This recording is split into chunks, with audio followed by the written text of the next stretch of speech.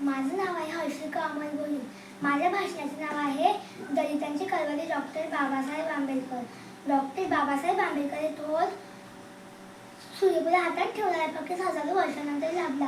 आता सूर्यफुलासारखे सूर्यमुखी झालेच पाहिजे. या शब्दात कवी नामदेव ढगाळ बाबासाहेब आंबेडकरांविषयी आपल्या भावना व्यक्त करतो. कवीने आपल्या शब्दातून दलितांचे मनोगतच व्यक्त केले आहे. दलितांना गुलामगिरीच्या बेड्यात तोडून ताटपणाने जगायला बाबासाहेबांनी शिकवले. म्हणून दलितांना डॉक्टर बाबासाहेब आंबेडकर हे परमेश्वरासमानच वाटतात. दलितांच्या वाटेला आलेली दुःखी त्यांनी स्वतः अनुभवली होती. त्यामुळेच ते आपल्या ज्ञातिबांधवांना आत्मविकासाचा योग्य मार्ग दाखवू शकले. डॉक्टर बाबासाहेब आंबेडकरांचा जन्म 14 एप्रिल 1891 रोजी महू इथे झाला.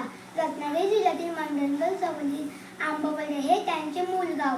पण त्यांचे प्राथमिक शिक्षण सातारा येथे व माध्यमिक व विश्वविद्यालयीन शिक्षण मुंबईत झाले. बडोले सरकारची शिष्यवृत्ती मिळवून ते उच्च शिक्षणासाठी अमेरिकेला गेले. अर्थशास्त्रात PhD पदवी प्राप्त केलेल्या आंबेडकरांना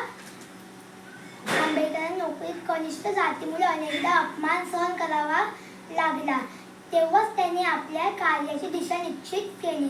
पुढे इंग्लंडला जाऊन ते कायद्याचे पदवीधर झाले. विविध वृत्तपत्रे काढून आणि परिषदा भरवून त्यांनी दलित समाजात जागृती निर्माण केली. हे या परिष्कृत हितकारिणी संस्थेचे ब्रीदवाक्य होते. 1927 मध्ये दलितांना प्रवेश करण्यात मनाई असणाऱ्या महाराजांच्या 14 तरुण आपल्या जातीबांधवांसह उतरले. 1930 मध्ये नाशिक येथील त्यांना काळाराम मंदिरात प्रवेश करण्यासाठी सत्याग्रह केला. सायमन कमिशन पुढे साक्ष देऊन व 3ही गोलमेज परिषदामध्ये भाग घेऊन त्यांनी दलितांची बाजू सातत्याने मांडली. भारताची राज्यघटना व हिंदू